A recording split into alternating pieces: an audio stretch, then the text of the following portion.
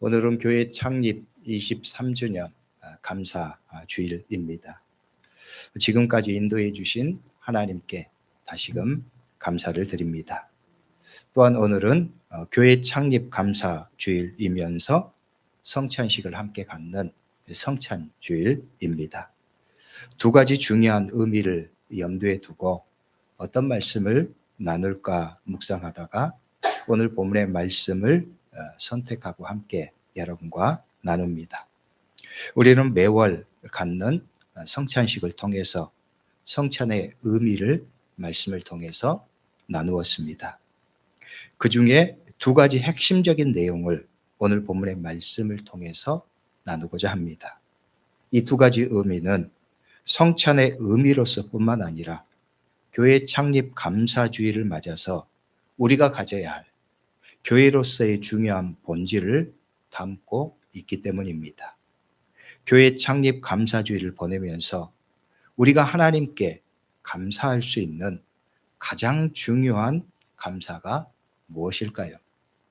하나님이 기뻐하실 수 있는, 하나님이 가장 기뻐하실 수 있는 감사의 표현이 무엇일까요? 그것은 교회로서의 본질적인 목적을 새기고 그것에 부끄럽지 않는 삶을 살아내는 일일 것입니다. 여러분이 만약에 회사의 일원으로서 직장 생활을 한다고 생각해 봅시다. 회사가 가장 좋아하고 원하는 회사원이 어떤 사람일까요? 회사를 위해서 열심히 일하는 사람일 것입니다. 성과를 내서 회사가 성장하고 이익을 만들어내는 사람일 것입니다. 회사원으로서의 정체성에 충실하고 그 역할을 잘 해내는 사람이겠지요. 교회로서의 우리의 존재도 마찬가지입니다. 하나님은 우리에게 하나님의 자녀가 되는 영광스러운 은혜를 주셨습니다. 우리를 예수 그리스도를 통해서 구원받게 하시고 하나님 나라 백성이 되게 하셨습니다. 우리에게는 하나님 나라를 위해서 일할 영광스러운 사명이 주어졌습니다. 그리고 그 일을 위해서 교회 공동체를 하나님께서는 우리에게 주셨습니다. 우리는 교회 공동체의 일원으로서 하나님 나라의 사명자로 세움을 받은 것입니다. 우리를 교회되게 하셨고 하나님의 나라의 일을 맡기셨다는 말씀이에요. 예수님은 승천하시면서 제자들과 또 모든 세대의 그리스도인들에게 이 사명을 명확하게 당부하셨습니다. 사도행전 1장 8절의 말씀입니다. 오직 성령이 너희에게 임하시면 너희가 권능을 받고 예루살렘과 온 유대와 사마리아와 땅 끝까지 이르러 내 증인이 되리라. 이 사명을 위해서 교회 공동체가 세워졌습니다. 하나님은 우리에게 교회 공동체의 일원이 되게 하셨고 교회를 통해서 이 하나님 나라의 사명을 감당하도록 명령하셨습니다. 예루살렘과 온 유대와 사마리아와 땅 끝까지 이르러서 예수 그리스도의 증인되는 삶입니다. 우리 초대교회도 이 사명 위에 있습니다. 우리 초대교회 성도들도 이 사명을 받은 자들입니다. 하나님이 23년 전에 이곳에 초대교회라고 하는 이름으로 하나님의 교회를 시작하신 것도 이 사명을 위해서입니다. 하나님의 나라를 위해서입니다. 그러므로 교회된 우리가 교회로서 가장 중요하게 여겨야 할 일이 바로 이 사명에 충실한 삶입니다. 이 사명을 완수하는 삶입니다. 하나님의 교회로서 우리를 통해서 가장 기뻐하실 일이 바로 이 일을 잘 완수하는 것입니다. 한마디로 말해서 사명에 충실한 교회와 그리스도인이 되는 것입니다. 교회의 본질에 충성스럽게 일하는 삶입니다. 그 일을 감당하는데 오늘 본문의 말씀은 우리에게 중요한 본질적인 자세를 권면하십니다. 오늘 말씀을 교회 창립 감사주일에 또 함께 나누는 이유입니다. 오늘 우리가 나누는 고린도전서 11장의 말씀은 성만찬에 관련돼서 가르쳐 주시는 말씀입니다. 사도행전 2장 41절 2절의 말씀은 초대교회의 성찬의 모습, 처음의 성찬의 모습을 이렇게 말씀했습니다. 그들이 사도의 가르침을 받아 서로 교제하고 떡을 떼며 오로지 기도하기를 힘쓰니라. 그들은 사도의 가르침을 받아 서로 교제하면서 떡을 떼었습니다. 즉 식탁의 교제를 나누었습니다. 사랑의 식탁을 나누는 거예요. 그래서 이 처음에 성만찬의 모형은 애찬이었습니다. 사랑의 식탁이지요. 사랑으로서 함께 교제하며 떡을 떼는 것이었습니다. 그런데 오늘 본문의 말씀을 보면 그 사랑의 식탁에 문제가 생겼습니다. 22절의 말씀을 보면 이렇게 말씀해요. 먹고 마실 집이 없느냐? 너희가 하나님의 교회를 업신여기고 빈궁한 자들을 부끄럽게 하느냐? 내가 너희에게 무슨 말을 하랴? 너희를 칭찬하랴? 이것으로 칭찬하지 않노라. 초기에 이러한 성도들의 떡을 떼는 일, 사랑의 식탁은 각자의 음식을 가져왔습니다. 그 가져온 것을 가지고 서로 교제하면서 사랑의 식탁을 나누었습니다. 그런데 문제는 그 식탁이 차별적인 식탁이 되고 당파적인 분쟁의 모습을 띠게 된 것입니다. 부자들은 풍족하고 좋은 음식을 가져와서 자기들만의 잔치를 벌입니다. 가난한 자들이 오기 전에 자기들만의 잔치를 벌였습니다. 식탁의 교제가 공동체의 하나됨의 교제가 되어야 되는데 끼리끼리 자기들의 잔치로 변질시킨 것입니다. 가진 것이 없는 가난한 사람들은 먹을 것이 없고 식탁에 참여할 수 없도록 만들어버렸습니다. 사도 바울은 이런 일을 매우 강하게 책망합니다. 22절에 우리가 읽었던 말씀이 그것입니다. 너희가 먹고 마실 집이 없느냐? 너희가 집이 없어서 교회 와서 식사를 하느냐? 그것이 아니라는 거예요.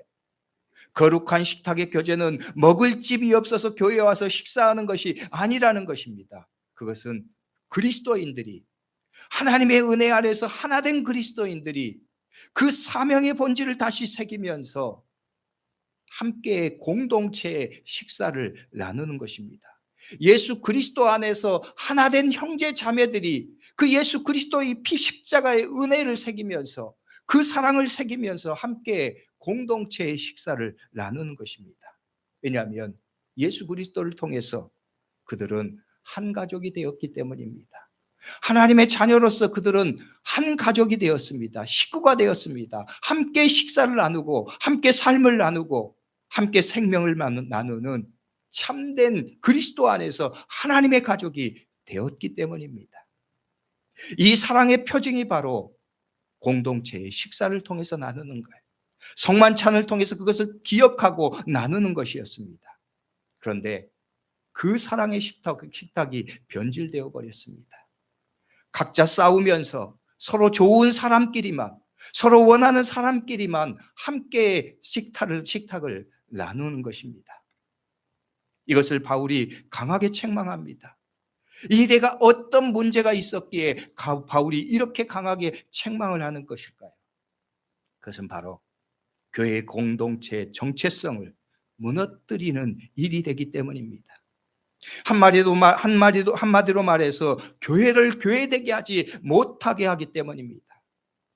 교회가 교회되지 못하면 무엇이 문제가 됩니까? 하나님이 교회를 존재하게 하신 이유인 사명을 감당할 수 없게 만듭니다. 본질을 잃어버리게 만드는 거예요. 그래서 사도 바울은 교회의 본질을 망각한, 그래서 결국은 교회의 본질적인 사명을 성취할 수 없게 만드는 이 위험을 강하게 책망합니다. 그 위험을 철저하게 제거하기를 원하는 거예요. 오늘 말씀에서 사도 바울이 분노하면서 책망하는 이유입니다. 이어서 사도 바울은 23절의 말씀으로 시작해서 거룩한 주님의 만찬의 본질적인 의미를 다시금 그들에게 설명해 주겠습니다. 예수 그리스도 안에서 우리가 구원을 받고 하나님의 가족이 되었다는 거예요. 새언약에 참여하는 새로운 존재가 되었다는 것입니다. 우리는 예수 그리스도 안에서 그분의 죽으심의 은혜를 통해서 한 가족이 되었다는 거예요. 한 가족은 함께 식사하면서 서로의 약점도 보듬고 서로의 부족함도 서로 보완하면서 사랑으로 맺어진 그런 공동체라는 거예요. 너희는 그것을 잃지 말고 그 일에 참여하라는 것입니다. 그리고 온전한 성만찬에 참여함을 위해서 너희는 서로 기다리라고 권면합니다. 이것은 다른 말로 부족한 자, 연약한 자를 돌보라는 거예요. 이해하고 용납하라는 거예요. 배려하고 존중하라는 것입니다. 왜냐하면 그들 모두는 그리스도 안에서 한 형제된, 한 자매된, 가족된 사랑의 공동체입니다. 함께 식탁을 나누고 교제하는 하나님 나라를 이룬 거룩한 믿음의 공동체입니다. 그 정신을 망각하지 말라는 거예요. 그것을 망각하고 합당하지 않게 거룩한 성찬에 참여하는 것은 결국 너 자신이 죄를 짓는 것이다 경고하십니다.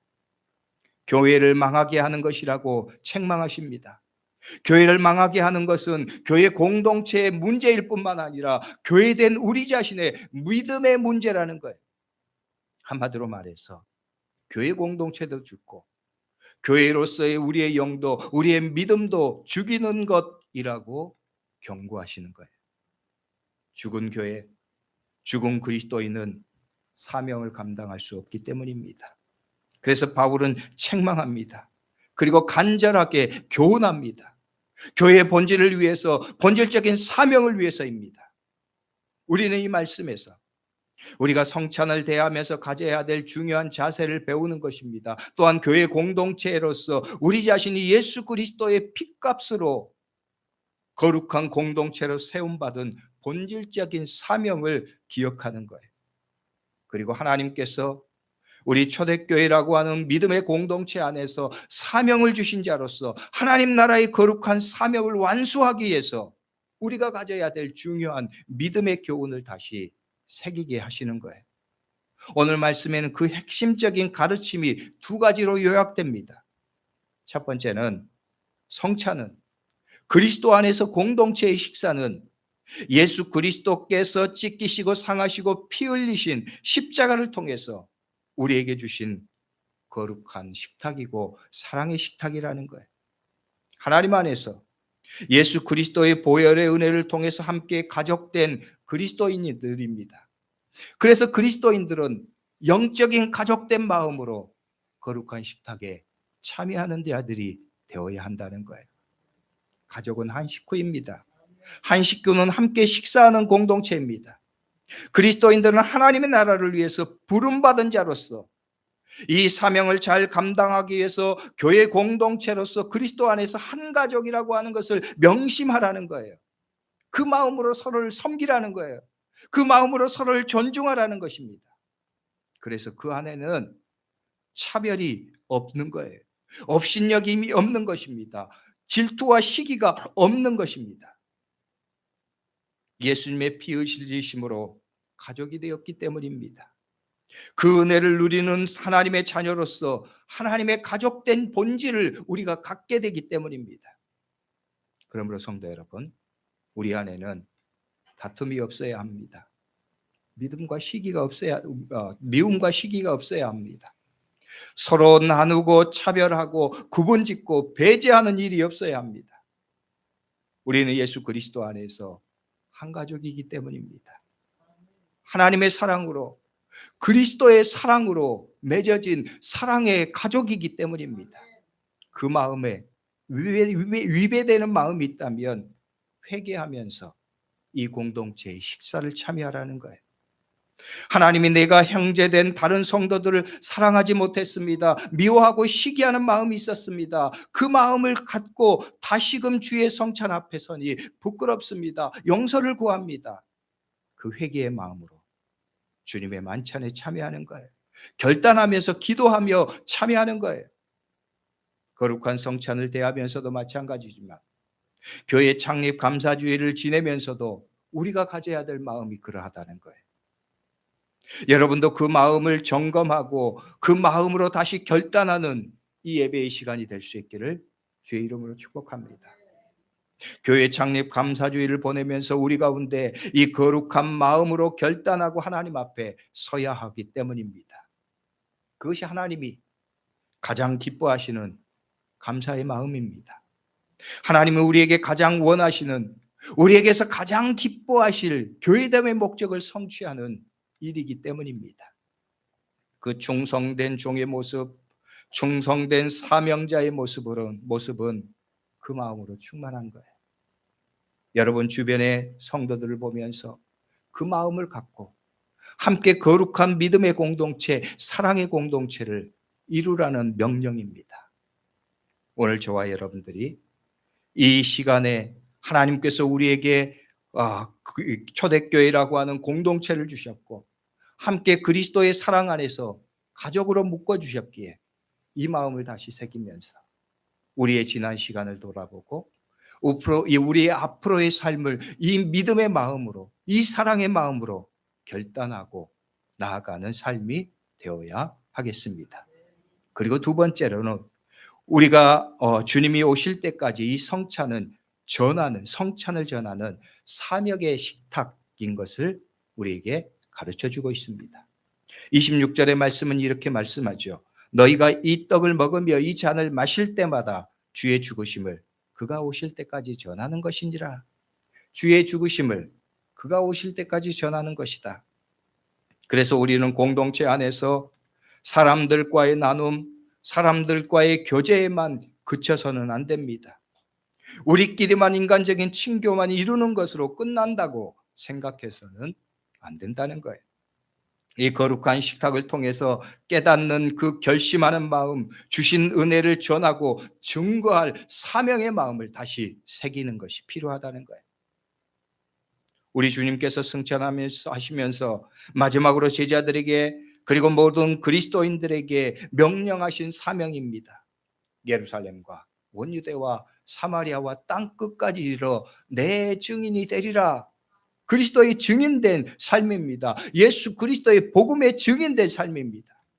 이 사명을 충실하게 감당하기를 결단하고 그렇게 사는 것입니다. 그래서 성경은 이 거룩한 식탁은 그가 오실 때까지 전하는 것이다 말씀하십니다. 그러므로 우리는 이 식탁을 대하면서 그리고 교회의 창립 감사주의를 보내면서 다시금 결단하는 마음으로 예배해야 하겠습니다. 하나님 그렇습니다. 거룩한 식탁을 대하면서 다시 주님의 십자가 은혜를 기억합니다. 그 은혜를 다시 전하려고 하는 마음을 결단합니다. 교회 창립 감사주의를 보내면서 교회로서 우리의 사명을 다시금 새깁니다. 우리는 하나님 나라의 거룩한 사명을 받은 자들입니다. 우리가 다시 그 사명을 새롭게 합니다. 결단합니다. 우리가 그렇게 살겠습니다. 주의 은혜 전하고 증거하는 삶을 살게 하옵소서 결단하면서 이 시간을 보내는 거예요. 이것이 거룩한 성찬을 대하면서 부끄럽지 않게 참여하는 방법입니다. 우리가 성찬을 대하면서 깨닫고 결심할 믿음의 마음입니다. 이것이 교회 창립 감사주의를 보내면서 우리가 하나님이 가장 기뻐하실 감사를 드리는 것입니다. 하나님이 가장 기뻐하시고 원하시는 감사의 고백이 바로 교회로서의 우리의 사명을 충실히 감당하는 것이기 때문입니다. 하나님의 교회로서 우리 초대교회가 하나님 앞에서 가장 큰 감사, 가장 깊은 감사를 고백하는 것이 바로 이 일이기 때문입니다. 그러므로 성도 여러분, 교회 창립 감사주의를 보내면서 이날에 다시금 거룩한 성찬을 참여하면서 가장 중요한 두 가지 일을 결단하고 참여합시다. 하나님의 말씀이 우리에게 명령하시는 것처럼 오늘 말씀의 제목처럼 자기를 살피고 참여합시다. 자기를 살피고 결단하십시다. 그리스도의 십자가로서 성취된 참 가족됨을 고백하면서 사랑의 공동체를 이루어 나가는 거예요. 서로 사랑하고 섬기는 것입니다. 그리고 우리에게 부여된 본질적인 사명, 복음의 사명을 다시 결단하고 이루는 삶을 사는 거예요. 예수 그리스도의 복음을 전하고 우리를 통해서 하나님의 나라를 이루어 나가는 거룩한 사명을 다시 결단하고 그 일에 충실하는 것이지요. 이 시간 그 마음을 점검하고 다시금 결단하는 시간이 될 수 있기를 주의 이름으로 축복합니다. 기도하겠습니다. 기도할 때 오늘 말씀을 붙들고 우리 통성으로 잠깐 기도하죠. 하나님 그렇습니다. 우리가 거룩한 사명 앞에 있습니다. 하나님의 사랑의 부르심 앞에 있습니다. 우리가 교회로서 하나님께서 가장 기뻐하시고 가장 원하시는 감사를